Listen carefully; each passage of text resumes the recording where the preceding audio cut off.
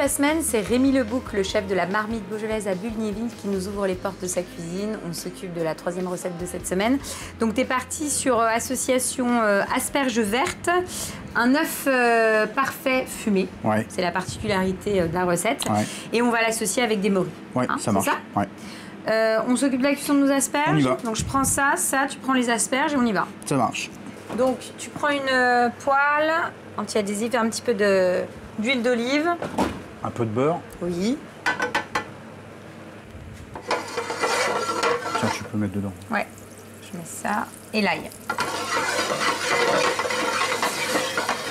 Donc, les asperges, tu les as pas du tout épluchées, on est d'accord? Non, je les épluche pas. Bon, allez, même pas écussonné. Ouais, rien du tout. Ouais, non. Et donc, tu les places. Et là, on va partir pour combien de temps de cuisson? Ouais, à peu près 10 minutes, quoi, même pas. Oui, voilà. de toute façon, l'asperge, il faut que ça soit croquant. Ouais, que ça soit bien grillé, quoi. D'accord. Donc ça, c'est bon. Et donc là, à côté, je vois que tu as des préparations. Donc ça, c'est quoi? C'est pour accompagner notre recette? Voilà, c'est la base de la sauce au mori. D'accord. J'ai récupéré le jus, Oui. j'ai mis un peu de crème. Donc ça réduit, et puis voilà, ça donne ça. Je vais la remixer. D'accord. Et à côté, t'as quoi? Là, c'est l'émulsion café. Hein, donc, juste du lait avec un petit peu de bouillon de volaille. Et des grains de café. Et des grains de café. D'accord. D'accord. Donc, je vais la mixer. On va faire un petit siphon avec ça. Donc, pendant que ça chauffe, tu vas remixer. Tu as donné un petit coup de. Donc, dans ton émulsion café. Hein. Donc, on va la passer quand même. Ah, bah oui. Et puis, on va la mettre en siphon. Et là, quand on est arrivé, elles étaient déjà sur le chaud, ouais. Mais tu les as laissées combien de temps? Il faut laisser infuser au moins 1 heure. D'accord, 1 heure. Hein? Donc là, c'est bon pour l'émulsion café, puis tu redonnes un petit coup dans ton... Donc on va poêler nos champignons, et quand ils seront bien poêlés, bien rôtis, on mettra un peu de sauce. Et donc tu vas les faire tout simplement revenir. Et donc, champignons bruns et les morilles. On va poêler.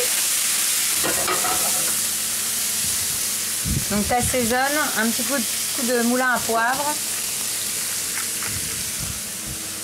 Donc moi je mets pas trop de sel. Hein. D'accord. Hein, à cause du beurre salé. Oui, tu en as déjà ça. Mais bon, tu rajoutes quand même une petite touche de sel. J'en mets un petit peu, mais je sale très peu.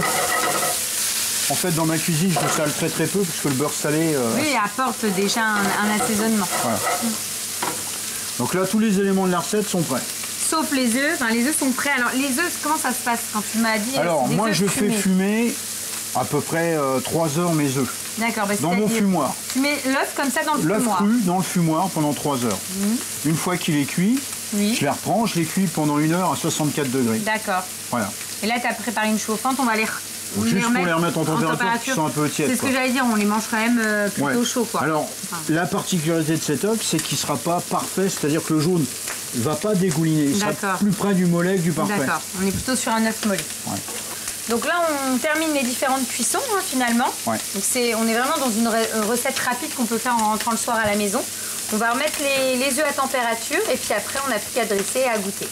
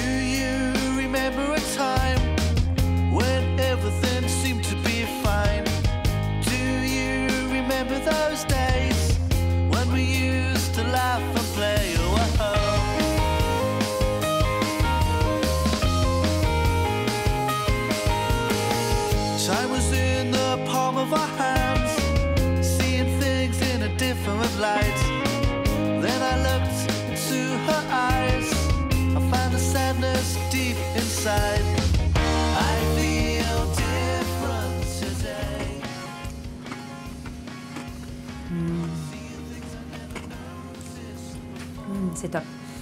C'est top. Bah, de toute façon, voilà, on est sur une association en général asperges et morilles, ça matche super bien. Tout est très bon. L'œuf apporte vraiment ce côté gourmand. Et ce qui est sympa, les petits croûtons, c'est pareil, ça donne de la mâche. Puis c'est gourmand. Moi, j'ai qu'une envie là à la fin, c'est me régaler, prendre un bout de pain, saucer la fin. C'est le but, hein, c'est des repas, c'est des plats plutôt conviviaux, tu mets sur la table. On est vraiment dans la générosité là, c'est top. Ouais. C'est vraiment une belle recette, Rémi. Ensuite, on va faire, comme on est à la marmite, on va faire une marmite. D'accord. Donc je vais l'associer avec une saucisse de Montboucher et des lamelles d'encornet avec un petit coulis de chorizo tomaté. Voilà.